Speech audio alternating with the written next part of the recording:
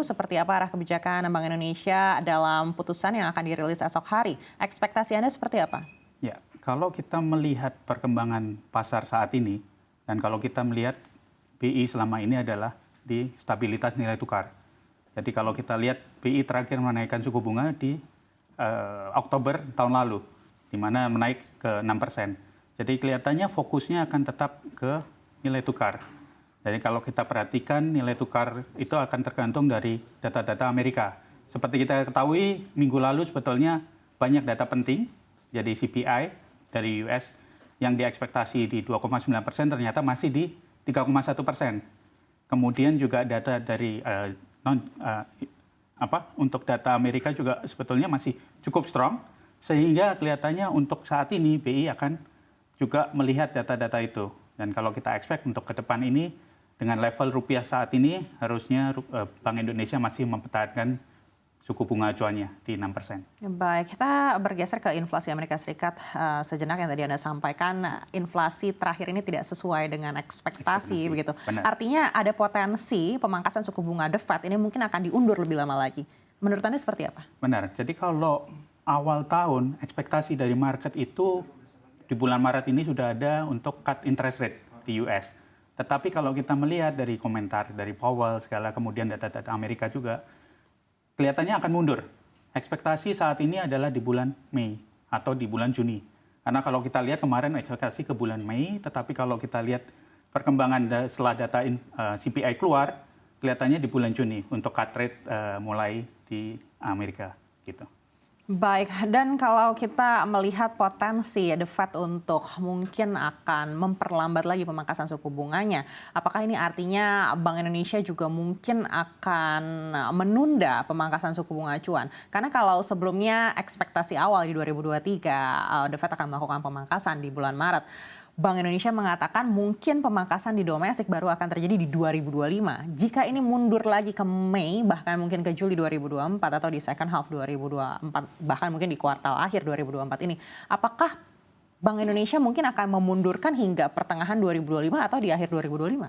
Ya, menurut saya sebetulnya itu tergantung dari data-data Amerika. Karena kalau kita lihat internal atau di Indonesia sendiri, data ekonomi Indonesia cukup bagus. Karena inflasi di bawah target juga di bawah 3%, di sekitar 2,57%. Kemudian juga data ekonomi growth kita di 5%, di atas 5% sedikit.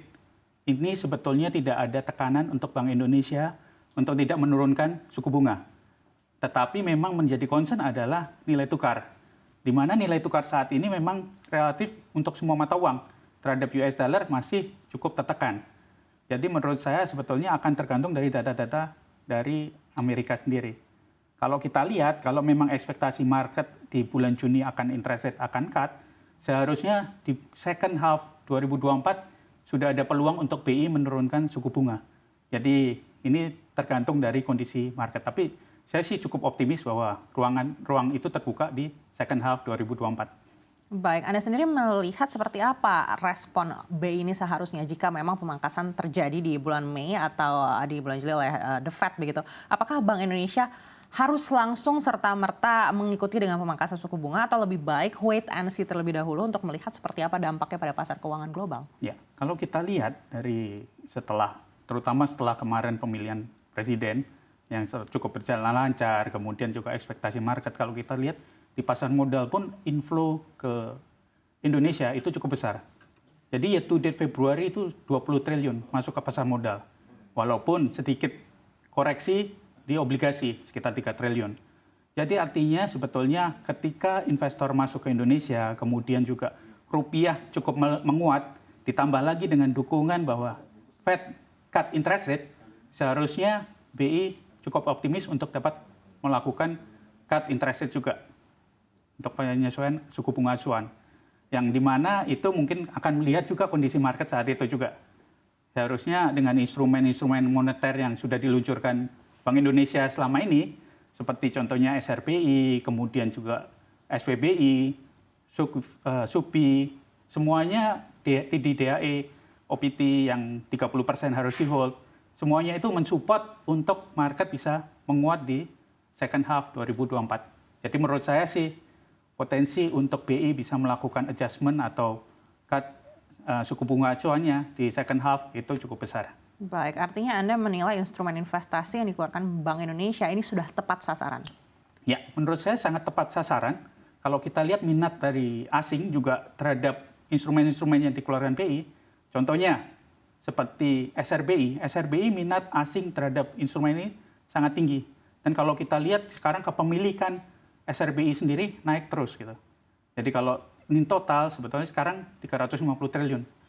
Menurut saya ini sangat positif untuk Indonesia karena itu akan menambah selain juga minat asing, artinya memperkuat untuk dolar rupiah. Baik, pantauan Anda permintaan dari asing untuk instrumen investasi Bank Indonesia ini memang sesuai harapan atau masih bisa dioptimalisasi lagi? Ya, menurut saya sih sekarang untuk instrumen itu cukup tersedia beberapa pilihan dan ini sudah cukup mensupport market, artinya untuk minat asing ke Indonesia cukup menarik. Jadi menurut saya cukup sih. Baik, bagaimana dengan stabilitas rupiah? Apakah Anda menilai fundamental rupiah saat ini cukup defensif? Ya, menurut saya kalau saat ini untuk fundamental rupiah sendiri dibandingkan currency lain cukup bagus. Artinya belum melemah terlalu jauh. Jadi kalau kita lihat sebetulnya 15.800 mungkin itu level-level yang krusial. Kalau kita lihat tahun lalu juga begitu break di 15.800 mungkin BI akan melihat itu ada kepentingan untuk menaikkan suku bunga atau seperti tahun lalu kan. Tetapi untuk saat ini menurut saya level-level 15.800 cukup terjaga. Jadi saya cukup optimis terhadap rupiah. Baik,